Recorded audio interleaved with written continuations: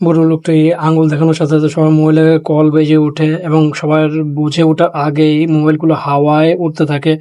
সবাই তার ফোন ধরতে গেলে মোবাইল স্ক্রিনে সেই বুড়ো লোকটির ছবি দেখতে পায়, যেটি দেখে সবাই অবাক হয়ে যায়।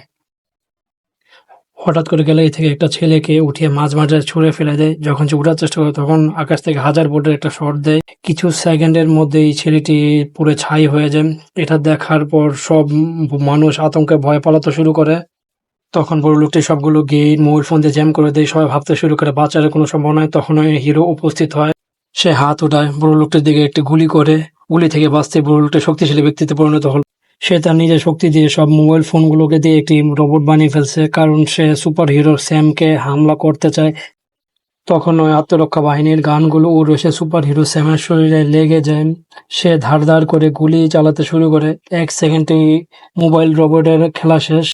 গ্যালারিতে থাকা সাধারণ মানুষ আনন্দে নাচতে শুরু করে। তখন ওই বুড়ো লোকটির রূপ পরিবর্তন হয়ে কালা কাবার মতো হয়ে যায় এবং সুপার হিরো স্যামের উপর হামলা করার চেষ্টা করে এবং সুপার হিরো স্যামও তার আকৃতি পরিবর্তন করে একটা জালের মতো হয়ে তাকে আটকে ফেলে।